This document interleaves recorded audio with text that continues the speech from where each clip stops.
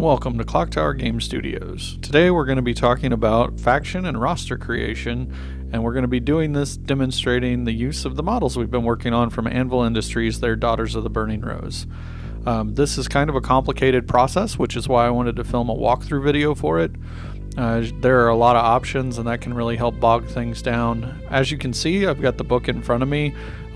It is still very much a playtest copy, hence all the flags and sticky notes and editing notes. So one of the first things you have to do when you're creating your faction and roster is determine what tier of game you're going to be playing.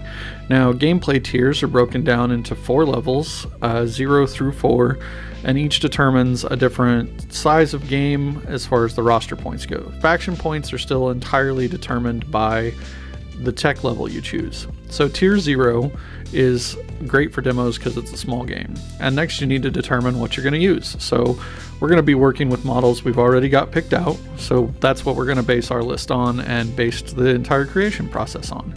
So here we have Anvil Industries Daughters of the Burning Rose.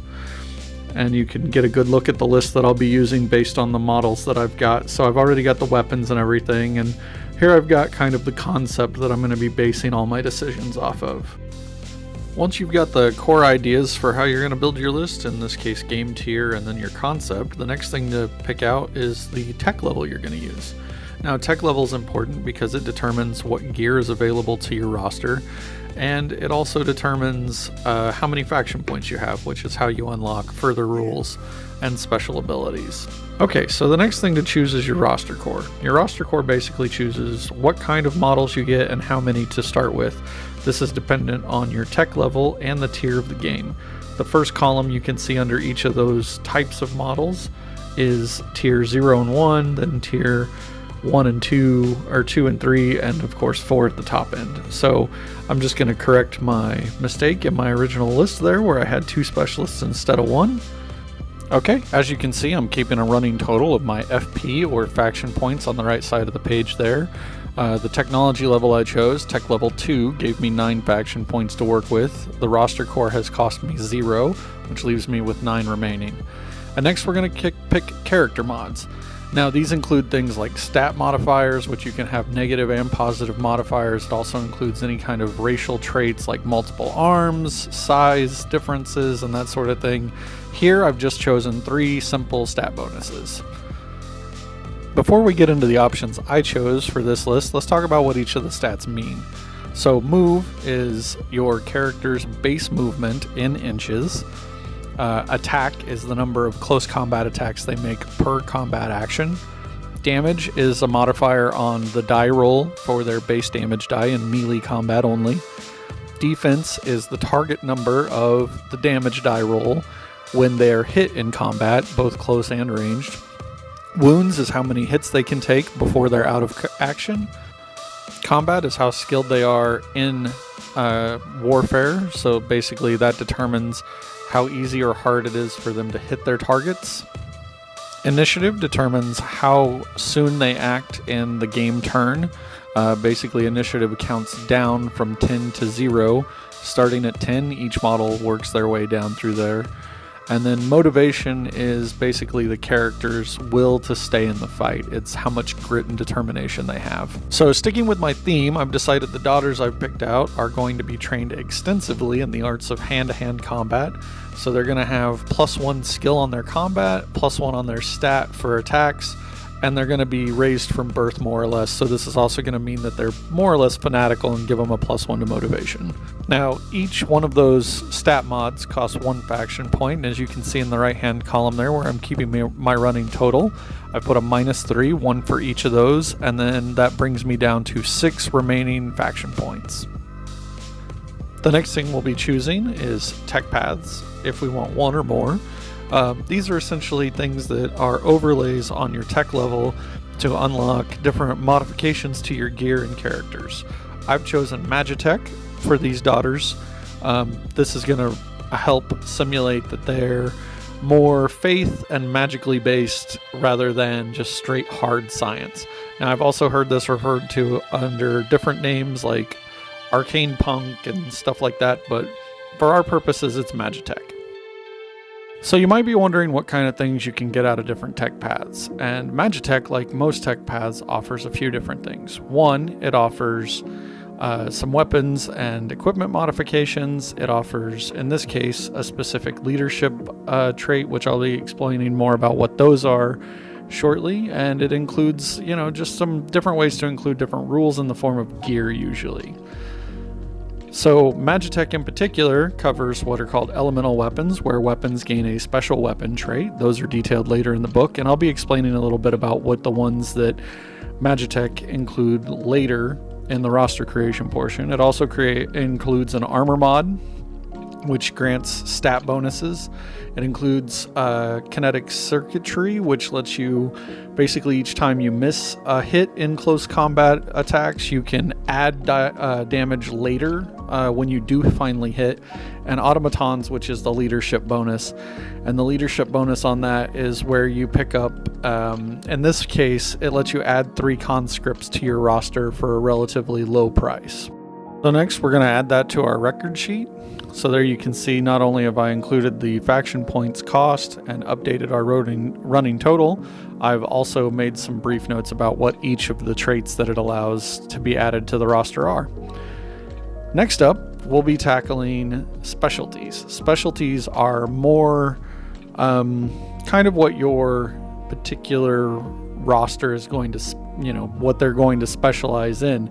In this case, I picked the one specialty in particular was Steady Hands, which is a bonus to hand-to-hand combat. It lets you reroll ones on failed combat checks against hitting your opponent. One thing to note when picking out specialties as opposed to something like tactical doctrines or character mods is that specialties come in different tiers, and tiers can be stacked. Here we've just picked Steady Hands 1, just the base level, so we don't have to worry about stacking or anything like that. I'll add that to my record sheet, noting the faction point cost of 1 because it's just the first tier, and I'll also put in a note about what it generally lets me do in the section there with it. That way I kind of have a reference for later. Now we're going to be moving on to tactical doctrines. These are similar to specialties, but generally cost 1 faction point and don't really have any tiers that go with them. They're just a one-off. You spend a faction point, you get this rule to add to your roster later. Now I have 2 faction points left to spend, and I want to spend them on tac doctrines to make my models fit the flavor I had in mind more. So I'm going to go with Berserker, which gives bonuses on the first round of close combat whenever the model charges. And then I'm going to go for Phalanx, which adds defensive bonuses whenever the models are in squads, which I'll explain in a second. And that helps take advantage of their shields that I've given them. Part of Phalanx is that it includes squads, and squads is one of the ways to make exceptions to the core rules of S.E.E.R. Normally, your models move as individuals and are treated completely independently. They have their own activations and they move at their own initiative step. With squads, your models move together, but they also have to stay within a certain distance of each other on the board, and they also get to activate at the same time as opposed to one at a time as per the norm. So squads is included in Phalanx, so this only cost me 2 faction points. As you'll note, I'm updating my list for my faction. I add those 2 traits, including kind of a generalized idea of what they do, and that brings my running total of faction points to 0, which means we've completed our faction. Now we've got our models picked out, we've stuck to our theme, and we're ready to move on to the next step, which is putting these rules and these options to use by creating a roster of characters. Now these are the 5 models I've chosen to represent my list, or rather the list I've created based on these 5 models. While faction creation is where you unlock rules and gear to add to your models and add to your roster, roster creation is where you actually put those to use by spending roster points, which are determined by your game tier, and then using that to equip and add special rules to each model. And we're going to start with our commander. Now, I like to name my models whenever I'm doing this and actually taking my time, so I've named my commander Crusader Superior Melidia Wraithsbane. And there you can see a look at the model, while also keeping in mind what we're going to be starting with is the stats. Now, the stats are determined initially by classes, and your commander is the first class we're going to start with. So we're going to take that base stat line and drop it here into the record, and then we're going to work on the mods. So she has a couple different things that give mods, but the important ones to note right now are that I spent 5 roster points on both +1 attack that we unlocked during faction creation and +1 combat that we unlocked. You'll also note the other bolded changes, and then the stats are denoted with a plus sign. So that cost in total the 10 roster points. The next thing to consider is commander traits. Now these are strictly optional, but you've got two different categories of them, and they can be pretty powerful. So the 2 different categories are leadership commander traits, and then there are personal commander traits. Now each of those affects your commander differently. The personal ones are of course directly related to what the character's abilities are. The leadership more affect the army in general. For the Crusader Superior here, I've decided I want her to be very much a support this roster kind of character. So I've given her call to action, which lets her boost the initiative of 1 friendly model per game turn, letting them go earlier in the turn. I've also given her duelist, so her job is very much to seek out and kill the enemy commander. With those picked out, I'm going to go ahead and record them in a brief outline of what they do with their RP cost in the roster record sheet. There you can see I've added call to action. Now I'm going to add the duelist trait, and I'm going to go ahead and total up the RP cost. Those are 15 and 5 points respectively, which will make the total RP cost 20. So far my running total for my commander is up to 30. Next, we'll be adding specialties. In this case, we only really have one to choose from, which is Steady Hands Tier 1, which lets us reroll the ones on close combat attacks. And I'm just going to go ahead and drop that in there, record it, and its roster point cost, which is 3. Update that. That brings our running total so far up to 33, which is good to keep in mind. And we're going to move right on to Tactical Doctrines next. Now, the Tactical Doctrines we have to choose from are Berserker and Phalanx. Since I've not given the commander a shield, Phalanx won't do her any good, or at least I won't be giving her a shield based on the model I've picked out so far. I wanted her to offer some of the little bit of ranged punch that the list will have. So anyway, for Tac Doctrines, I go ahead and add Berserker, make the note about what it generally does, add the RP cost. The roster points for this are 4, which brings our total list up to 37. Next, we'll be moving on to gear. And the gear available for this is based on the tech level tree. We've at tech level 2, so since I wanted to give her some ranged punch, I'm going to be giving her a pistol. I will also be adding the elemental electric feature to that based on the Magitech tech path. So 10 points for the elemental, 10 points for the pistol based on the tech level, and that's going to bring the total RP cost for just that weapon to 20. Next up, we're going to create the melee weapon that Crusade Superior here is equipped with. So melee weapons are different in that you generate them yourselves rather than having a specific list related to your tech list. So here you can see we've got a list of hilts that include a variety of different options. We're going to be going with the hand and a half, which sets the damage die at a d6, gives a half-inch reach, and can hold up to a heavy weapon head. The head, of course, being the actual component of the weapon that does the damage. Here you can see we've got a long list of those options as well. And I have chose Bludgeon, a metal one, so that increases the base dice's damage by +1, so it goes from d6 to d6 +1. And that'll stack with the character's actual damage bonus that she got during the stat mods. And you'll be able to see that towards the end of the video. I'm going to do a quick blurb at the end about the weapon stats. So the last thing to add to our Crusade Superior here is her armor. So I've decided that I'm going to spend some extra points on her, give her the Magitech armor with a 6-up save, and that's going to be the Magitech armor itself is from the Magitech section of the tech path. It's 15 RP on its own. Then the base save of the armor is another 18 points, bringing that to 33 points. Total cost for just her gear is 69 points. And then that combined with the other points we had from earlier will bring her total RP cost to 106 points. So she's a little more than a third of our roster right there, but it's pretty common for commanders to carry a pretty significant RP cost. I've decided we're going to do the specialist next, who I've named Crusader Sister Tabitha Rain. and there you can see in the picture I've chosen her to be the model that has the pistol and a shield. So that's important to note because I forgot to mention in the earlier section creating the Crusader Superior, but characters can have up to 3 hands of gear. Gear can have a hands cost associated with it of 0 to 2. The more hands it takes, obviously, the harder it is to use. Some weapons also require crew, but we won't be getting into those in this video because that's for higher game tiers, and this is just tier 0, which doesn't allow for any crew weapons at all.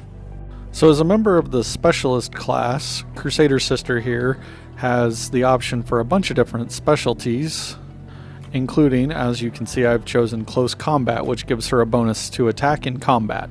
So she is definitely meant to get into hand-to-hand combat, and the good thing about her pistol is she'll be able to use it in hand-to-hand combat.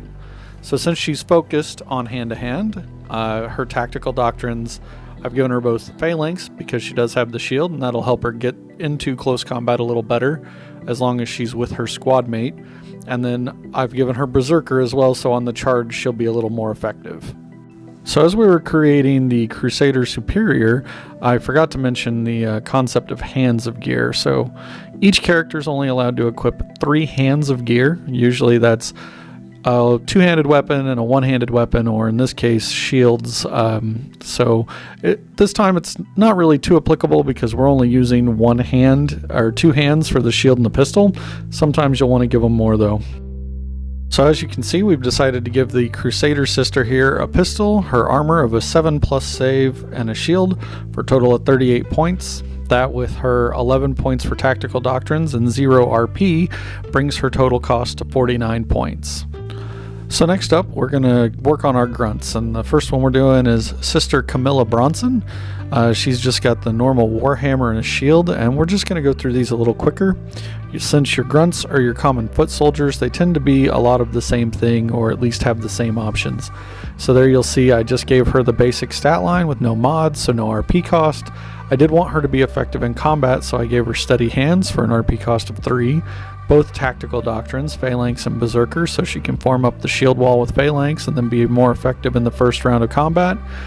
And then gear, I've chosen the same hammer, fist and a half, or hand and a half, and then the armor of 7+, and then a +1 block shield. And then I'm just gonna end up copying and pasting that basically. So the next sister that I'm putting in is just gonna be a clone of her more or less. And this is Sister Francesca Ellison. Same thing, same gear, and then you'll see that I'm going to do the same thing with the third sister. So you get all 3 grunts back to back to back. They're all clones. You don't have to do it that way. I just did it to save time and because I wanted to get the full shield wall effect. So the way this roster plays out is you've got your commander who kind of works up independently and can move back and forth to support either squad, and then you've got 2 pairs of sisters and a shield wall. So the commander, Crusader Superior, can give the increased initiative to the sister that is working with the specialist to give them the initiative bonus, so they go at a higher initiative than the normal grunts. And then you'll have the 2 pairs operating independently. Now here you can see I've decided to go ahead and put in the full weapons chart for the list. It's pretty straightforward. There's only basically 2 varieties of weapons for both hand-to-hand and ranged. You get the commander's flaming hammer, and you get the electric pistol that also is on the commander, and then you've got the hammer and pistol that basically everybody else has. And that brings us to the end of the roster creation. We're at a total of 299 points after all 5 characters. So there's some finer detailed things that I didn't go over that I'm going to talk about a little bit now. So one of the things that I missed talking about was during roster creation, picking out gear, there's availability that needs to be taken into account. And that basically means that lower level conscripts and grunts don't have access to all the best gear at every tech level. So again, as we're winding down, to reiterate, this is a playtest copy of the rules. As you can see, the rulebook has a ton of flags in it for things that need edited for balance and for just formatting and all kinds of other reasons. There's also a couple tags in there for player suggestions after the last round of playtesting, some things that we had come up that were kind of corner cases that might need addressed. Those were kind of cool. We also have a lot of other options in the book that are important to talk about a little bit. So this was again a roster for the very smallest game level. At the larger end, you're going to be able to take bigger models like tanks, infantry support vehicles. There's also options for crew and heavy weapons like cannons and trebuchet and that sort of stuff, or smaller crewed weapons like machine guns. Then there's also options for mounted models like cavalry or motorbikers. There's also shaping, which is what we've called magic, because it doesn't just cover magic and psionics. It also covers like high science, super science stuff. Then there's tech paths, which cover all kinds of different options. So there's a lot of other things that go into the game and building a force that weren't necessarily covered in this video. Like I said, this was just a bare bones basic video to get the idea out and to sort of show some of the options available and how the process works.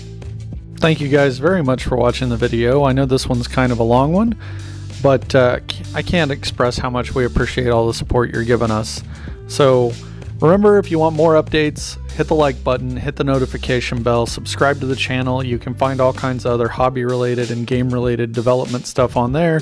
Also be sure to check us out on Instagram for daily updates and hobby progress, Twitter for whenever I'm doing anything in particular that's going to be time-consuming and I kind of do live updates like editing videos, kind of get a peek behind the curtain and see what I'm up to. There's also Facebook where we post all of our big updates.